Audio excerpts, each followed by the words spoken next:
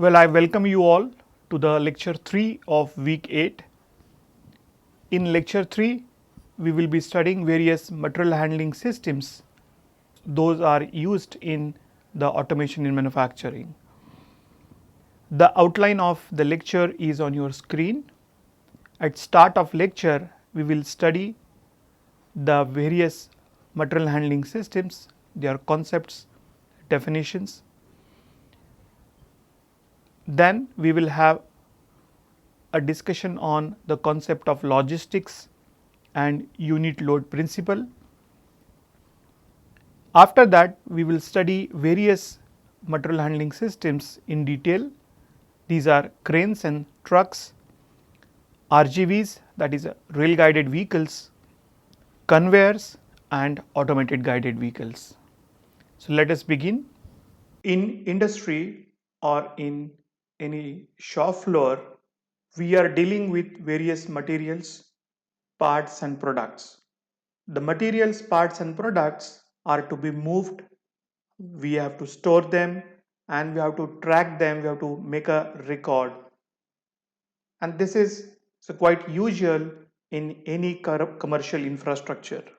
The term logistics or the word logistics we often used, which is related to the materials. Logistics is nothing but acquisition of the material, acquisition of the parts and products, activities related to movement of these commodities, storage of these parts, products, and distribution of them in the factory or in the enterprise. It's not only acquisition, movement, storage, and distribution, the operations related to planning and control of these functions is called as the logistics. Of course, all these things we are doing to satisfy the customer demand. The logistics can be defined as an external logistics or it can be an internal logistics. So when we are saying that we are transporting the goods or the product outside of a facility, the operations related to the storage, transportation of the goods and the products outside the facility can be said it is the external logistics.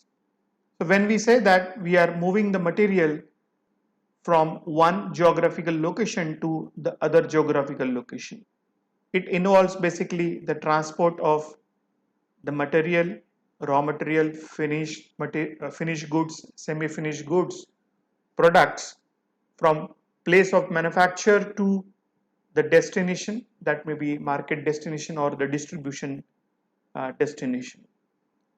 We are carrying out the transportation of raw material or the finished or semi-finished goods in external logistics through various transport systems such as rail, truck, by air or by ship or by using the pipeline as well.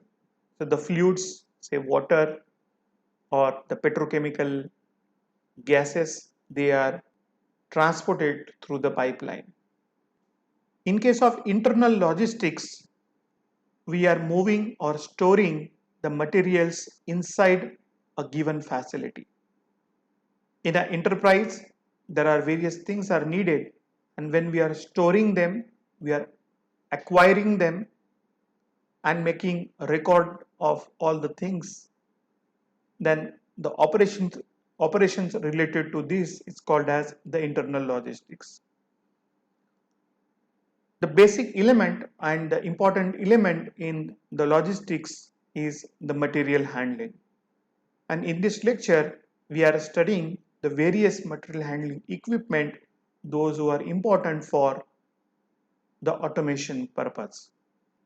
We need the material handling equipment for a variety of operation. The first is the transport operation. So for that purpose, we need transport equipment. We need the equipment for positioning. So we got the the material over the conveyor at the destination, but we have to locate them at a proper place. We have to feed the tool to the spindle. So for positioning, we need certain mechanical equipment. These are called as the positioning equipment. Unit load formation equipment. We are taking the commodities together and we are storing them as a unit. So to make the commodities as an unit, certain equipment are used. These are called as unit load formation equipment. Storage equipment. So variety of equipment are needed to store the commodities at the workplace. Positioning means we are talking about a specific application. Storing means in a bulk way we need certain equipment that is to be used for storage of the bulk material, bulk commodities. In a factory, there are many equipment, there are many tools, raw materials, finished products. We need to have the proper record, efficient record of all these elements. So for that purpose, we should have automated identification equipment. So for that purpose, the mechatronics based systems are used. It may be barcoding based technology or the RFID technology. So the identification and control equipment are the fifth type of material handling equipment which are required in automation in manufacturing. The transport equipment, as I mentioned, are required to move the materials inside a factory or a warehouse or the facility. There are basically 5 types of equipment are used, and these are industrial trucks, automated guided vehicles, rail, rail guided vehicles, conveyors, hoists and cranes. Positioning equipment, as I mentioned, are used to handle the parts or the materials at single location only. Say at feeding of the tool or orientation of the tool in the machining center, or pick and place arrangement at the ASRS. The loading and unloading parts from a production machine in a work cell can be treated as a best example of the positioning equipment. In general, these activities are carried out by industrial robots, which are performing the material handling, part feeding in the automated assembly. For positioning of bulky components or bulky tools, say dies, molds, or machine parts, we are using hoists, which are lifting the components and they are positioning wherever it is required. Unit load formation equipment. The unit load formation basically deals with making a container which is holding the individual atoms together so that we can easily handle them. So let us consider we are having a wooden pallet. The wooden pallet is nothing but a platform of specified size, standard size, over which we are putting the finished products, say the boxes, over each other, and with specified number of boxes we are considering that as a unit of a pallet.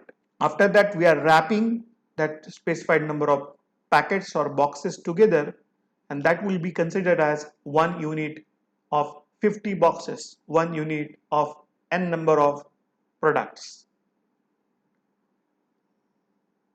We can also have a smaller version of the wooden pallet. This is a box or a basket kind of thing. In the tote box as well, we can have the commodities such as the food products, say fruits, berries or apples. So one tote box of apple, that will be considered as a unit load. If the products are heavy, if the products are more, we can have a larger version of the unit load, and that is called as the pallet box. In the pallet box, we can accommodate or we can have the products which are stored in a semi-finished way. So let us consider we are using certain raw material for some operation. We are storing that in a pallet box, and that will be utilized for the sub-assembly or the processing operations. To transfer the finished products or to make the unit load of finished products, in general, wooden pallets are considered. For making a unit load of the commodities which are in process, which are yet to be processed, we are using the pallet box.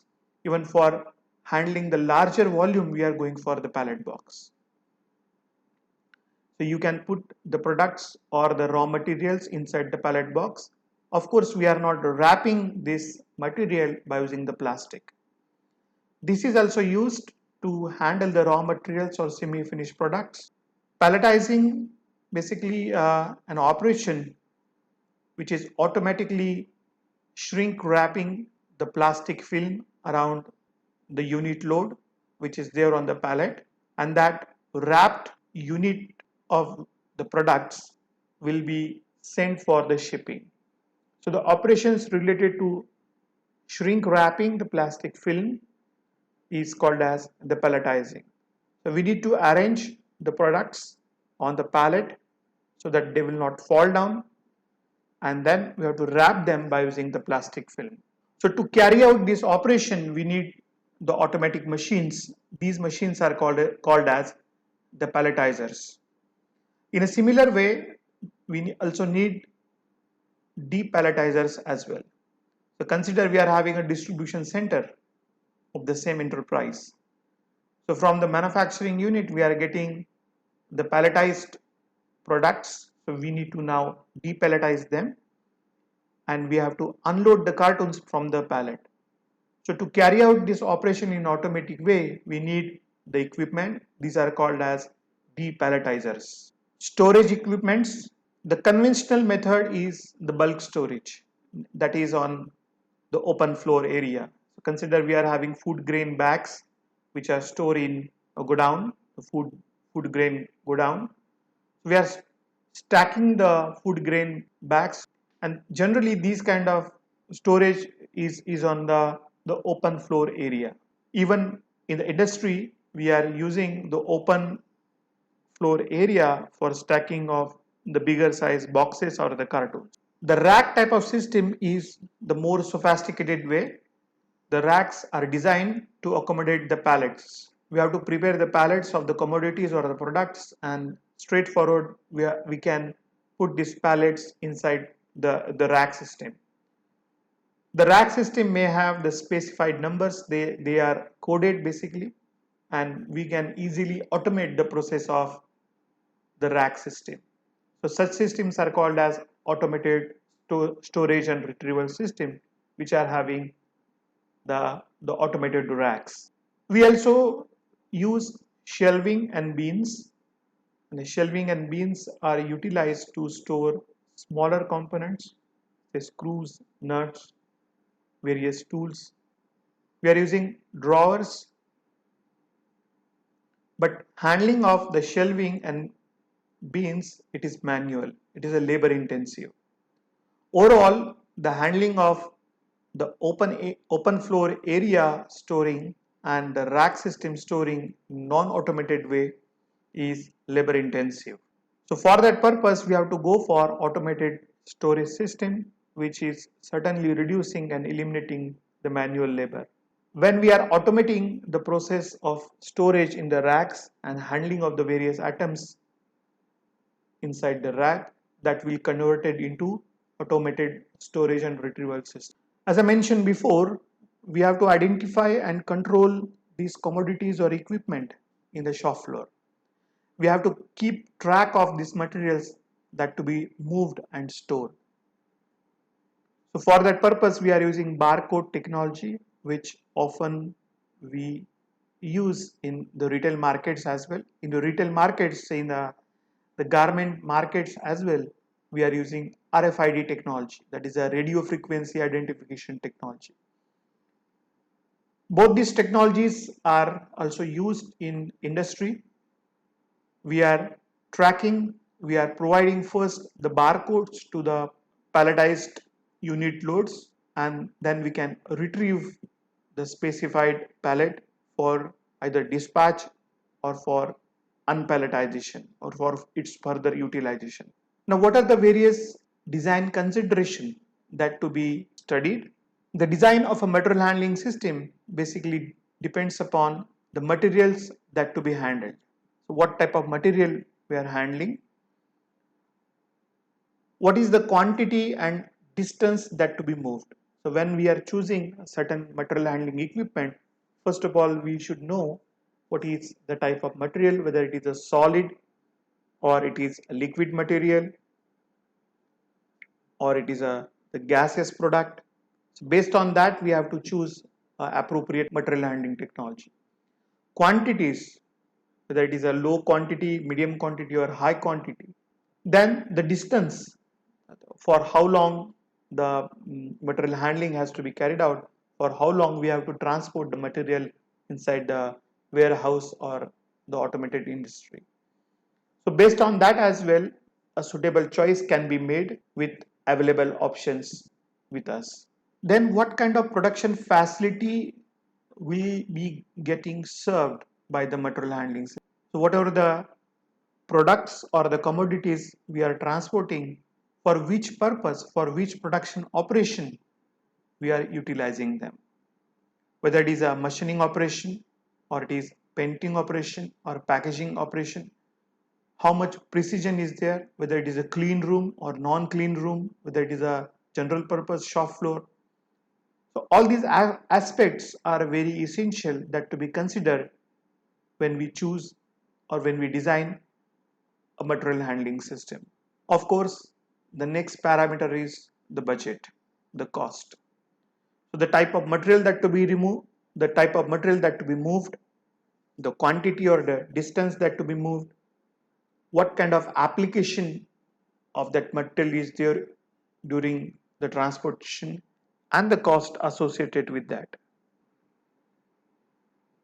During optimal selection of material handling equipment in automation, we have to consider the type of layout of the plant for which we are selecting the material handling equipment.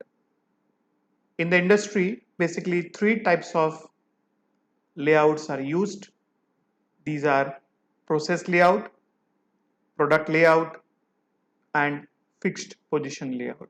The layout is nothing but arrangement of the equipment or facility inside a factory. In process layout, we are arranging the equipment or the facility based upon the similarity of their utilization.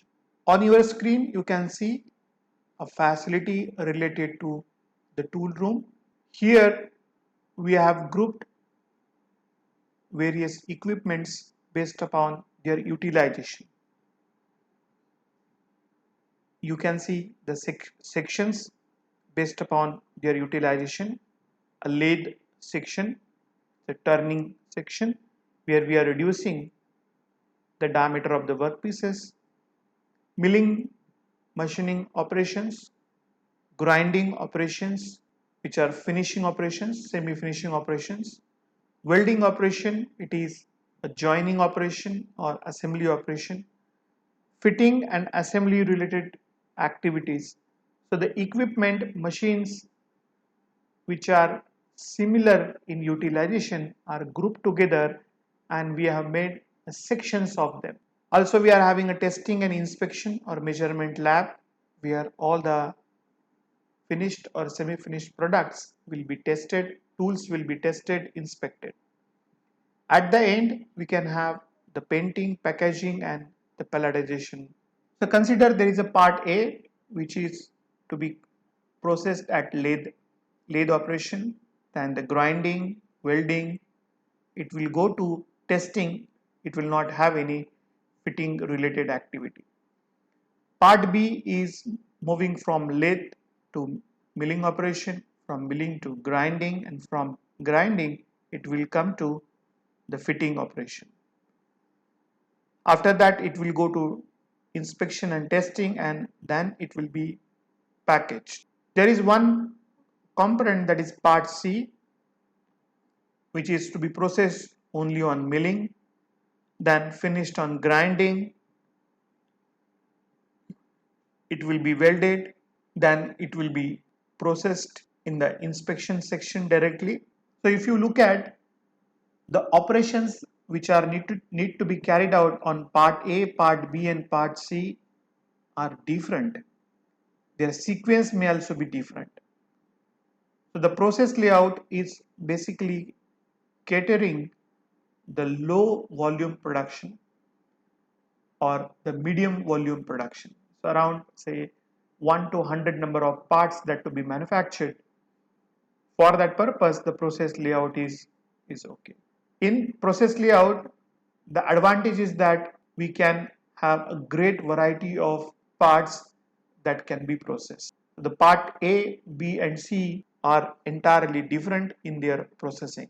So the flexibility is the biggest advantage of the process layout, and it is basically used for the batch mode of the operation. So when we are carrying out the work parts in batch mode, we can easily have the process kind of layout.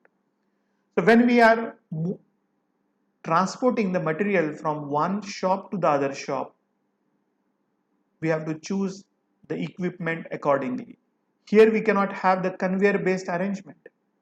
We cannot lay down the conveyor. That would be the fixed mode of transportation. Here we can have the AGVs, automated guided vehicles, or we have to carry out that by using the cranes. Otherwise we have to use the forklift trucks which are manually operated. But definitely the fixed automation cannot be employed for the process layout. When we are processing in a batch mode, based upon the limited availability of the equipment in shops, there are chances of having bottlenecks. Consider 50 number of components are having very less time of processing at lathe, but they are having more time of processing at the milling operation. So there may be a bottlenecking. So for that purpose, either we have to increase the number of equipment at the milling operation, or we have to wait, or we have to lose our time. That losing of the time is definitely losing the efficiency of the system. Due to the bottlenecking as well, we cannot have efficient material handling. So the material handling is difficult in a process kind of layout. Thus, the layout of the company, the layout of the factory is an important aspect in selecting the material handling equipment during the automation process. Consider there is a scenario that is of high quantity production. The company is having only one product and we have to produce the product at a high volume at the mass scale. In mass production as well, the production may be a quantity based production. A quantity based production means manufacturing of screws and fasteners. If the company is having the objective to manufacture only one product, that is the screw, so we can have a special purpose machine. We are just producing a large quantity of the screws and nuts per day. That's the product and we are just selling that out. That is called as the quantity production, a single product, single commodity, which may not be having any assembly. The second type of mass production is flow line based production. A system is there and that system is having variety of subsystems. These subsystems may be produced in-house, or some of the subsystems might have procured from the outside. We are outsourcing them. At a faster rate, at a rapid rate, we have to assemble the sub-assemblies, we have to assemble the parts which are either produced in-house or outsourced. So for that purpose, we have to have a dedicated transfer line. Such type of production facility is called as flow line production facility. So the flow line production facility may have multiple number of workstations. These workstations are arranged in a sequence. So consider we are having a transfer line. The transfer line is having multiple workstations. A workstation is defined as a unit which is having an equipment and the concerned manpower. It may be a worker or it may be an engineer, it may be a skilled or a semi-skilled person.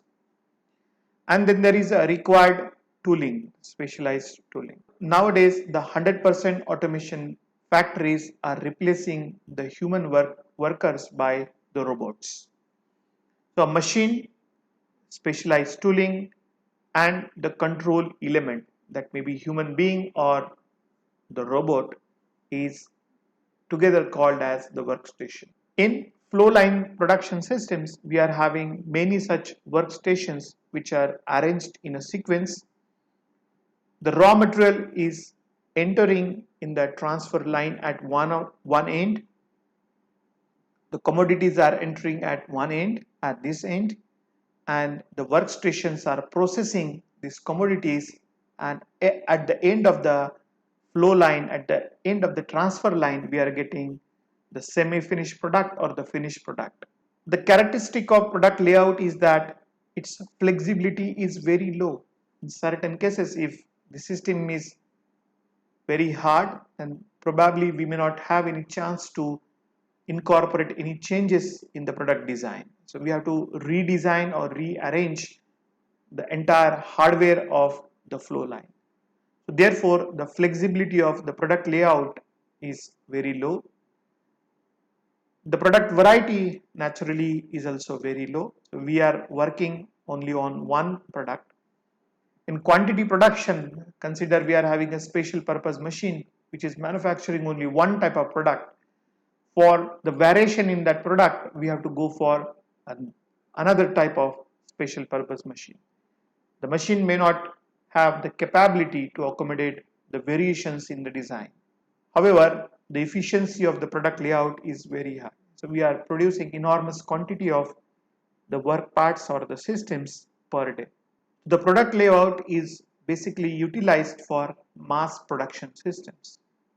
So when we are trying to have the material handling system for mass production systems, the conveyors, the robots, the indexing mechanisms, these are very useful. So consider we want to just have the sequential motion of the work part. Instead of using the trucks or AGVs, we are simply using conveyors, and over the conveyors the parts are moving, and there are equipment that equipment are processing the parts which are just moving on the conveyor. But you consider in certain cases we are having only one product, one system that to be developed. Consider case of aeroplane manufacturing or ship manufacturing, or we can have an example of the railway locomotive manufacturing or heavy machinery. For such applications which are very heavy, very bulky, which are difficult to handle, very difficult to move from one shop to the other shop. In this situation, we are arranging the workstation, we are arranging the equipment around this product itself, around the system itself. We are taking the machines, we are taking the equipment at the site itself, and then we are carrying out the processing. Such type of layout is called as the fixed position layout. Here you consider we are building up an aeroplane, so we need the equipment. Now to get the equipment from the storage, the equipment may be a machine. So to get the equipment from the storage, from its destination to its workplace, we need to have certain material handling equipment. For that purpose, either we can go for forklift type of trucks, or we have to go for the hoist or cranes. We cannot use here the conveyors, because if you lay down the conveyors, that will definitely obstruct the material movement of the other operation.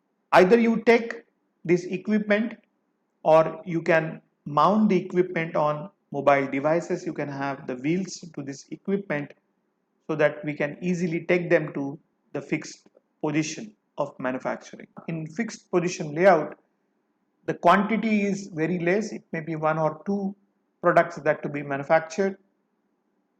The designs are very complex. They are involving many subsystems. The processing of the products is very complex. Many subsystems are involved and we have to assemble them. The processing is difficult and complex. So naturally, the efficiency of fixed position layout is very minimal because we are developing only one product per unit time. It may be in days or it may be in months or years. So we have seen the term unit load. So let us have the formal definition of the unit load. The unit load is simply a mass that is to be moved or otherwise handled at one time. So what the unit load may comprise of, it will have either a one part, say only one product or a system which we are putting on the pallet, or we may have a container with multiple number of parts. So these multiple number of parts are loaded on the pallet and then we are palletizing them. Then we are wrapping them with the plastic. So this unit load is very much useful in record making, in handling of the parts. The concept of the unit load or the principle of unit load is helping us to handle the multiple number of atoms simultaneously. Based on this, we can efficiently manage the logistics. We can efficiently count the number of trips and we can even reduce the number of trips. So if you are making the parts palletized, we are arranging them in a proper manner, then we can reduce the number of trips of the material handling inside the factory or it may be the outside of the factory as well. The loading and unloading times is also reducing. We are not handling a single box or a single product. We are handling multiple atoms which are temporarily bounded together. Since the handling is efficient, the product damage would be less. Thus, by using the unit loads, we can reduce the cost and we can increase the efficiency. There are many transport equipment are used in the industry and these are industrial trucks, and that industrial trucks may be the manual or they may be powered. Automated guided vehicles, rail guided vehicles, conveyors, cranes and hoists. Some simple equipment which are often used on the shop floor and these are the industrial trucks. So some examples are there on your screen. These are non-powered trucks, a simple two-wheel hand truck which is used to transport lighter products. This is the platform over which we are putting the product and then we can easily convey them. Or we can have the four-wheel dolly. So either you can drive the dolly manually or you can drive number of dollies by using an automated guided vehicle. The four-wheel dollies are very much useful in the airports for transfer of luggage from aeroplane to its destination, that is the conveyor. We can also have the hand operated low lift pallet trucks. So they do have the forks.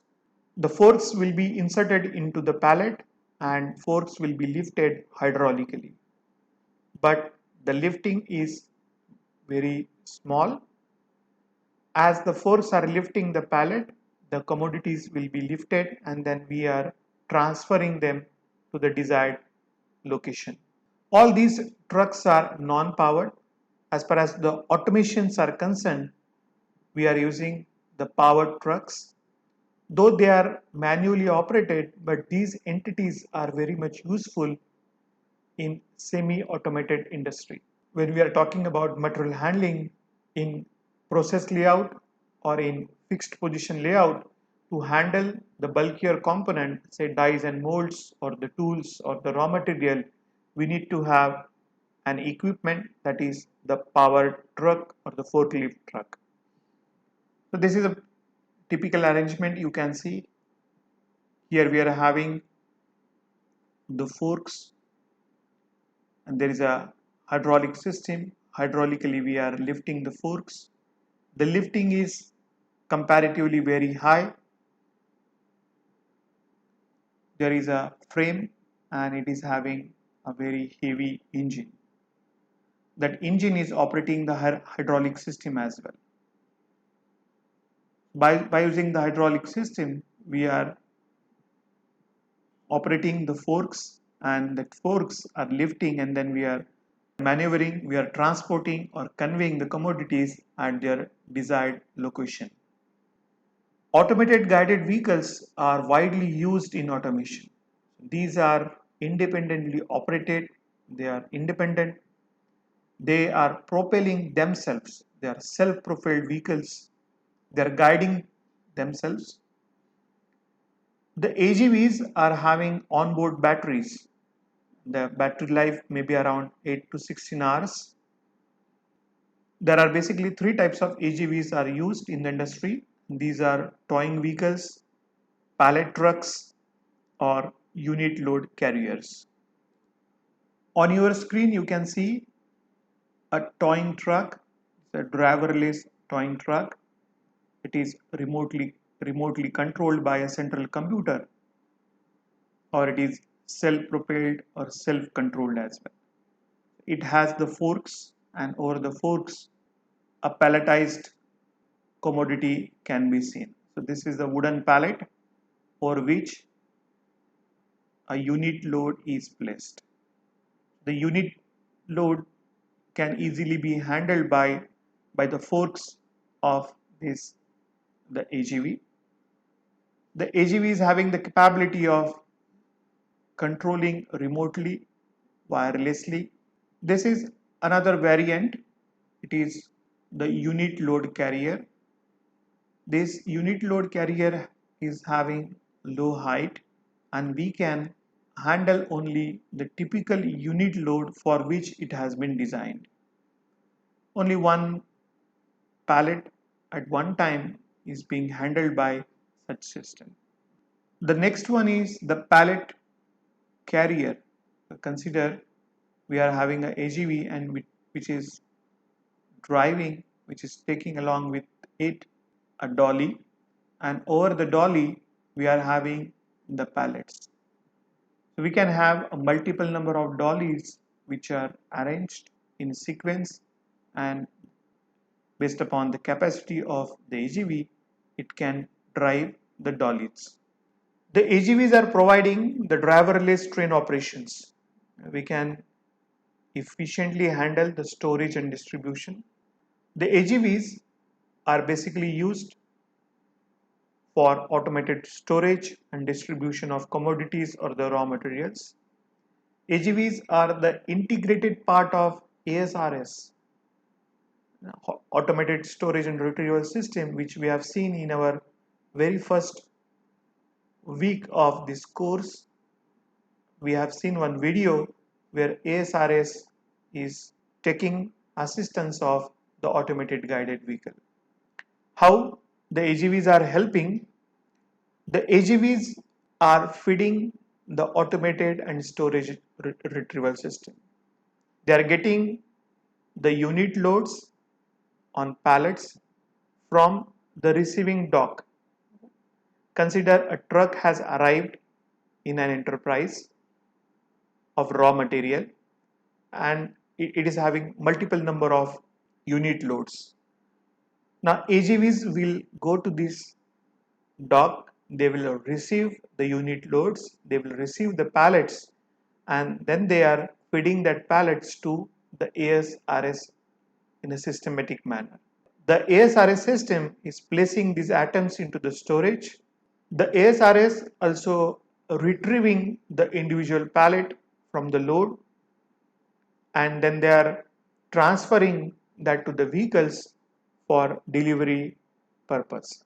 So consider we are storing the atoms now, and after a certain time we have to deliver them. So this is the case of a distribution center. So we got the unit loads from the factory. Now we have to distribute them. It is a storage, it's a warehouse. So AGVs are taking in the pallets from the dock. They are putting them in the automated storage retrieval system. At the time of delivery, at the time of the shipping, they are requesting the SRS to get back the stored pallets, and then that stored pallets will be transferred to the trucks at the docking station. The AGVs are also helpful in assembly line applications, and as I mentioned, for the process type layout. The process type layout is widely used in flexible manufacturing system when we are talking about the batch type of production, when we are talking about the medium volume, medium variety of production. The AGVs are very much important. So we cannot have a permanent arrangement, say conveyors, in the process layout.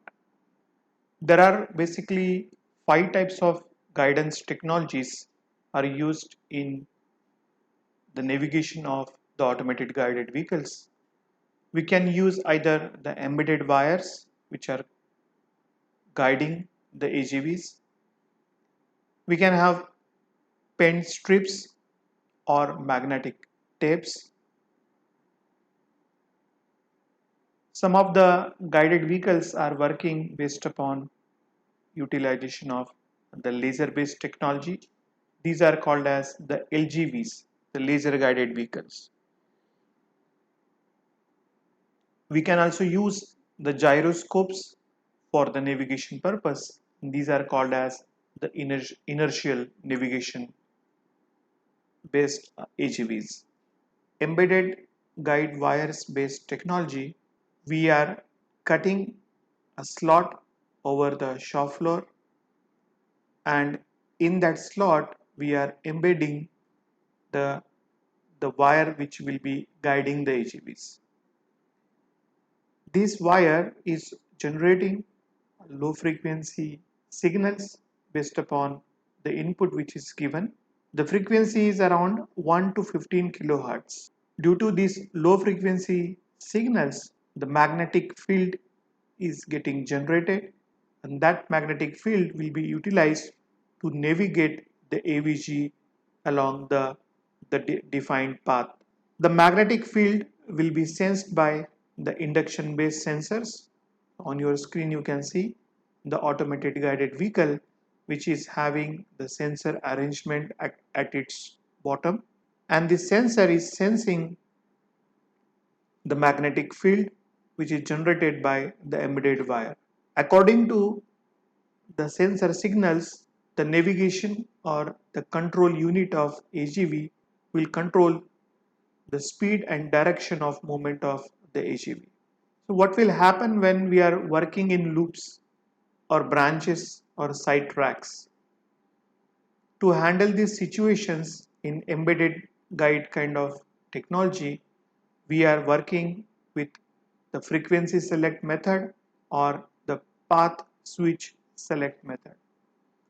In frequency select method, the guide wires into two separate paths are having different frequencies. So in the loops or in the branches or in the side tracks, when we want to change the track, we can have the different frequency of the signals, electrical signals, which are there in the guide wires. So when the central computer is giving instruction to the AGV, or the program of the AGV itself is having the instruction to select a particular frequency or to look for a particular frequency, if that frequency is available along the branch path, the AGV will follow that.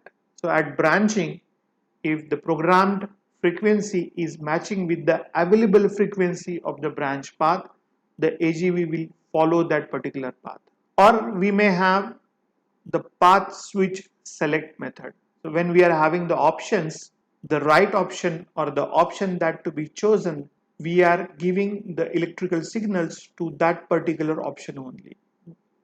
The electrical signals or the magnetic fields at all other paths will make switched off. So we are switching off the electricity to all other not required paths. Whatever the path is to be utilized, that particular path signal will be on.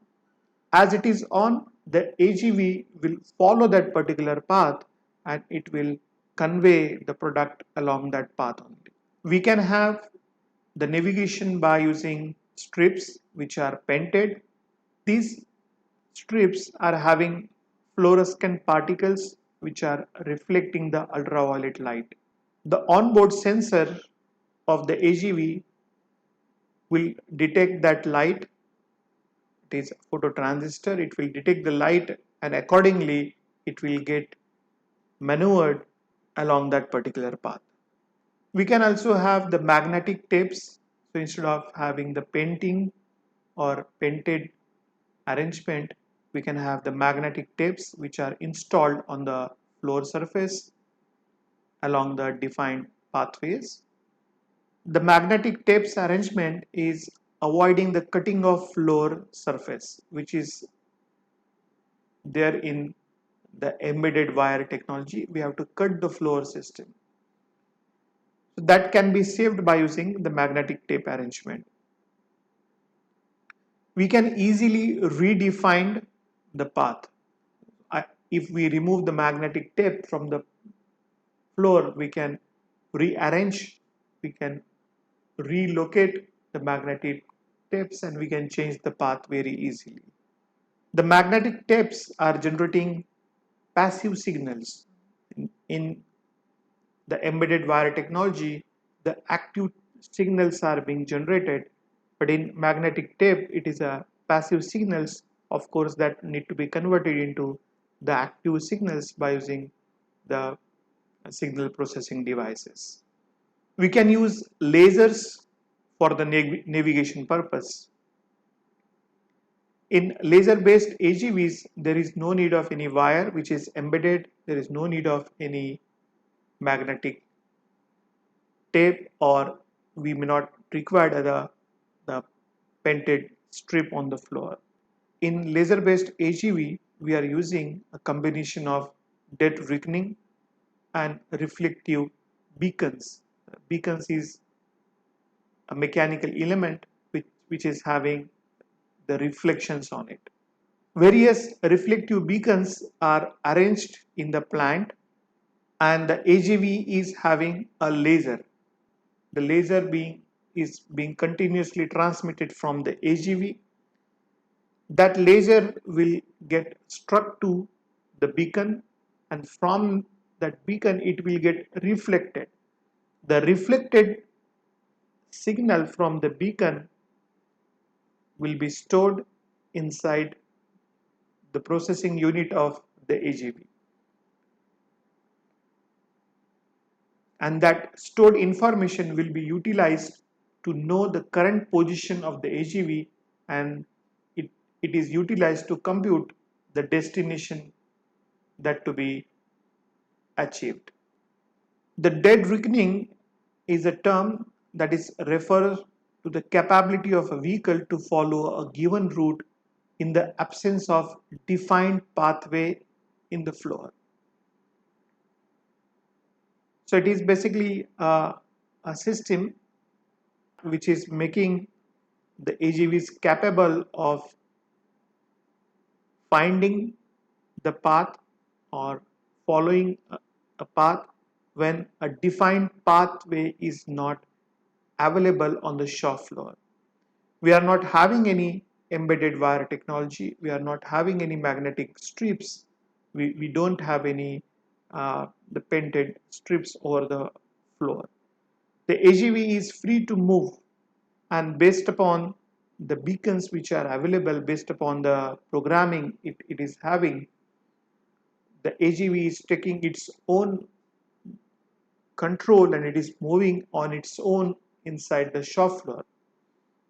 So this particular capability of having navigation control with the in the absence of the defined pathway, that is called as the dead reckoning. In the laser AGVs, the movement of the vehicle along the route is obtained by computing the required number of wheel rotations.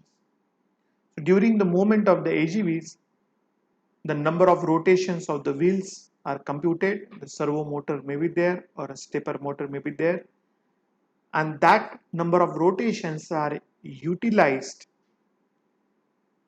to get the required location of the AGV. The computer is computing the present location of the AGV based upon the number of rotations. Of course, the steering angles also need to be considered to get the required destination as well. Inside the factory, the reflective beacons are located strategically. The beacons are located at variety of places strategically. The lasers are sending the laser energy, that is photon based energy, and they are getting reflections. The AGVs are getting reflections. The reflections received by 3 beacons inside the shop floor can be utilized to have the triangulation, can be utilized to find out the present location of the AGV. Of course, the reflections from the beacons and the programming or the methodology of dead reckoning made the AGVs self-propellant, self-sufficient to take its own pathway inside the factory. We can also have the inertial guidance. Inertial guidance, basically we are using onboard gyroscopes and motion sensors to determine the position of the vehicle by detecting the changes in the speed and acceleration. So gyroscopes are mounted, and these gyroscopes and motion sensors are continuously computing the speed and acceleration, and based on that the microprocessor of the AGV is continuously recording the position of the vehicle. The similar technology is used in the aircraft, submarines, and the missiles. In addition to the gyroscopes, these AGVs also have the magnetic transponders which are embedded in the floor.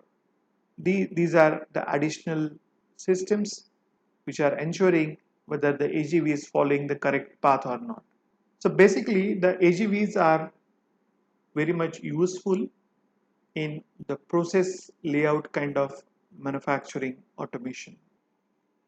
In the manufacturing industry, we are using cranes to handle or to lift heavy loads, heavy parts. The heavy loads or heavy parts may be the dies, molds, machinery, raw material.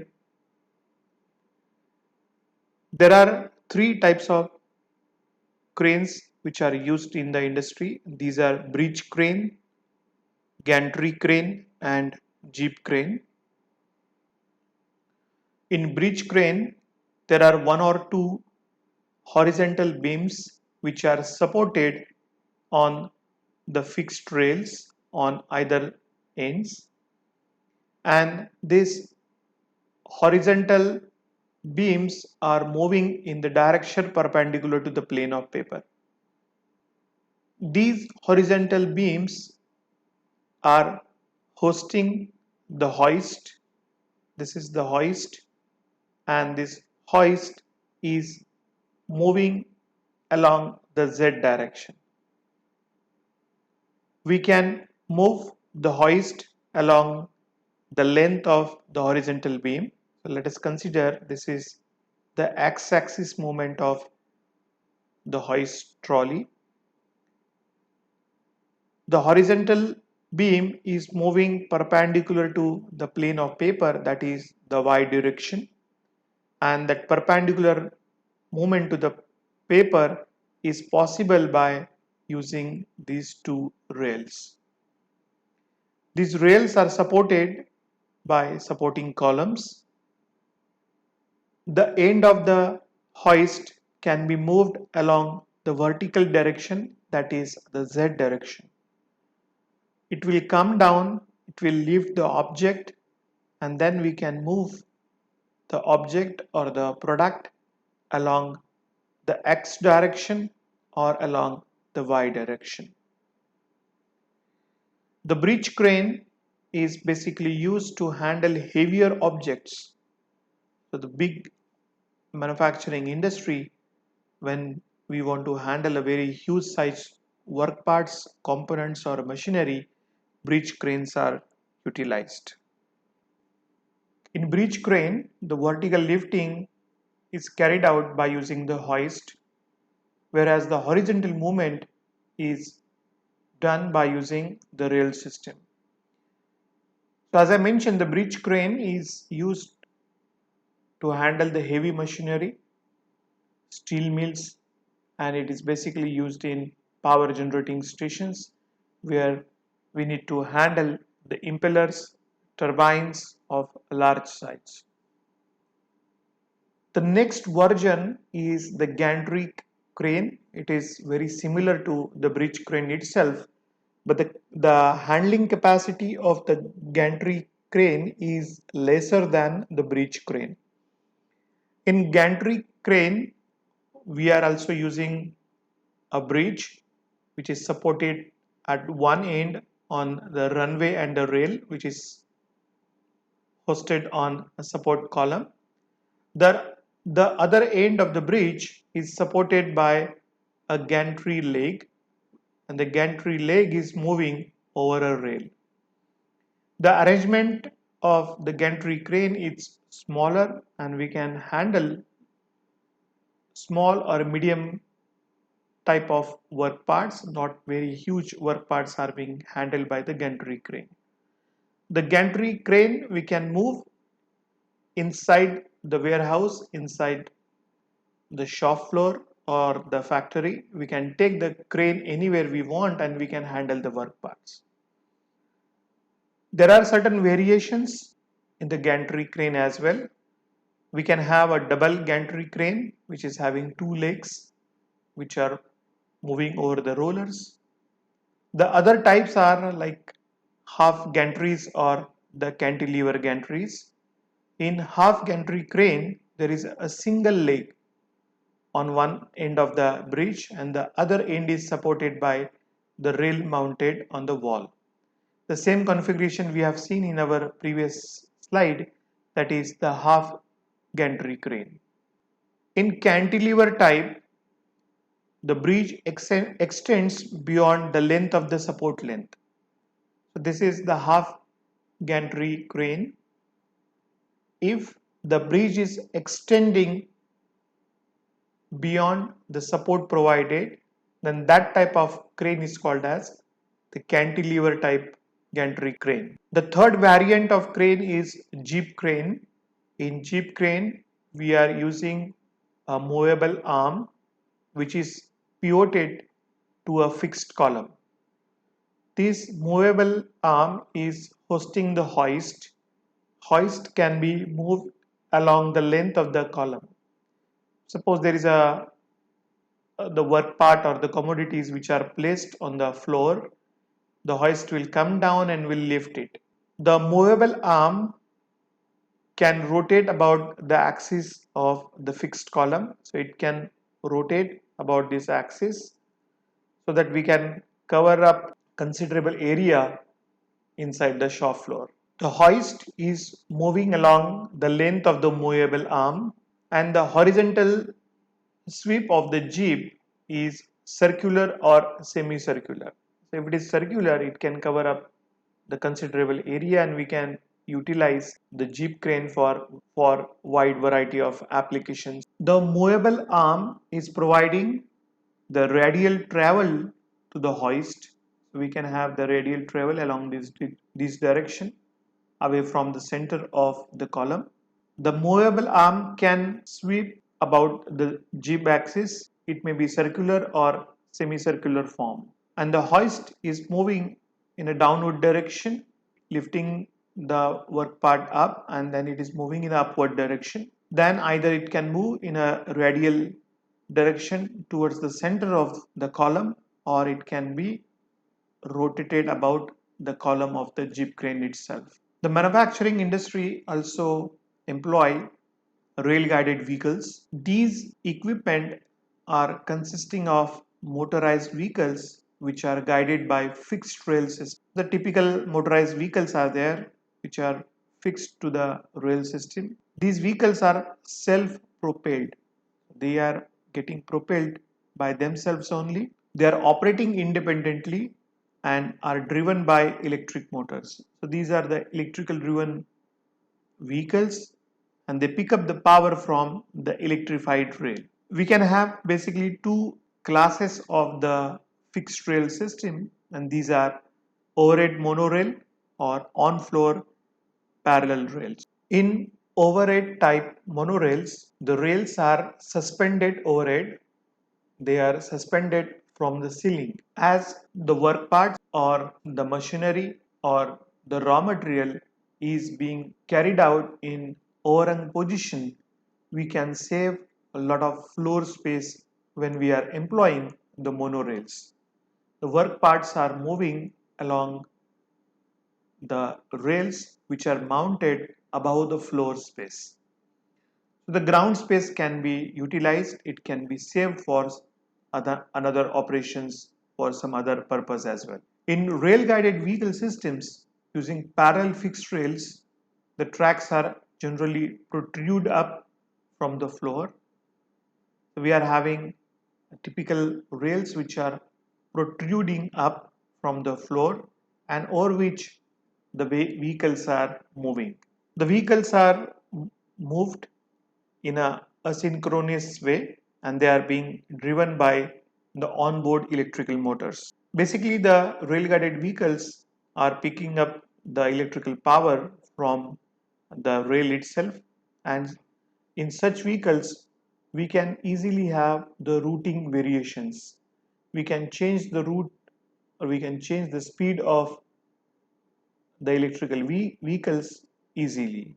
The manufacturing industry also employ or utilize conveyors, particularly in the product layout kind of system where we want to get in the raw material at one end of the flow line and the finished product would be done at the other end of the flow line. The conveyance of the raw material from one end to the other end has to be in a continuous mode or in intermittent mode based upon the requirement of the operation. So that is possible by using the conveyors. When we are supposed to handle the large quantities or the volumes, the conveyors are best suited. We can have non-powered conveyors or the powered conveyors. In non-powered systems, human intervention is required. We have to employ the human workers to handle these systems, or we can utilize the gravity. We can have the slope and roller type of conveyors, and by using the rolling friction and the gravity we can easily convey the materials. The powered systems are more sophisticated systematic ways to convey the commodities. Of course, we have to spend the power to get the required work done. There are various types of conveyors such as the roller, skate wheel, belt, in-floor tow line, overhead, overhead trolley conveyor, and a cart on track conveyor, which are used in the industry. So some of the conveyors we will see now. The roller conveyor is the basic and simple example of the conveyor system used in the automation. It comprises of a series of rollers which are perpendicular to the direction of travel. The construction is very simple. We are having two frames, two guideways, and there is a set of rollers which are connected in between these two guideways. We are using the rolling friction here. The cartons which are having the flat bottoms can be easily conveyed over the roller based conveying system. We can have the overhead trolley conveyor. By moving the trolley, we can easily convey the objects with the help of a hook. Over the overhead monorail, we are having a motorized vehicle and it has the hook. We can hang the work part in the hook and then we can easily convey the work part along the length of the overhead monorail. So these type of arrangements are basically used to convey dies and molds. The belt conveyors is also very popular and important type. It consists of continuous loop of belt material. This is a belt. There is a continuous movement of the belt.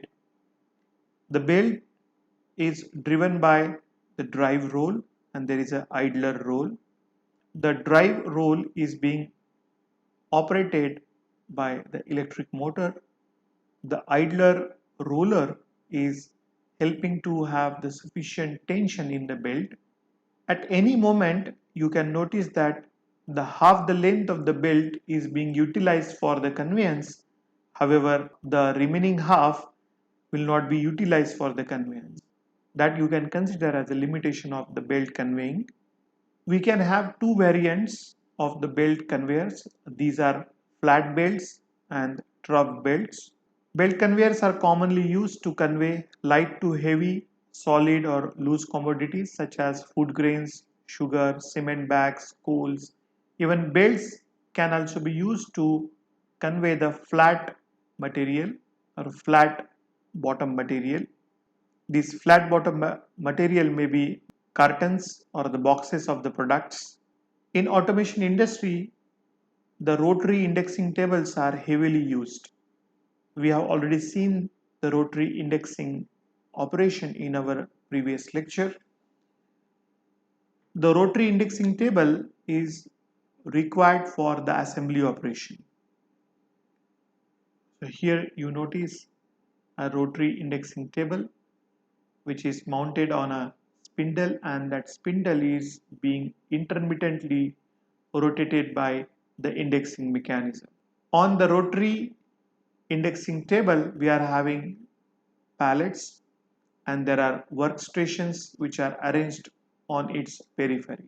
The raw material will be taken in the loop of the rotary indexing operation. Here the raw material is taken and as the rotary table is indexed in clockwise motion, that raw material will be processed at variety of workstation. After completion of the processing at the last workstation at the unloading station, the workpiece, the processed workpiece or the finished product will be taken out. So the indexing table can itself is considered as conveyance system. Basically this type of system is used in product type of layout. So we can summarize this as the workstations are stationary while the table is rotating and the workstations are arranged around the periphery of the dial. The rotary indexing table is also called as the dial index machine. The parts are riding on the rotating table are positioned at each station for their processing. The rotary indexing table is generally used to carry out various assembly and processing operations required in watches, jewelry, electronic circuitry, assembly of small molds or dies, and to create or to develop the consumer appliances. Well, my friends, let me summarize this lecture. In this lecture, we studied the various material transport systems. We studied the meaning of logistics and the concept of unit load. After that, we had a detailed discussion on variants and applications of the material transport systems. There are many types. We have seen the cranes, trucks, rail guided vehicles, conveyors and automated guided vehicles which are used in the automation industry.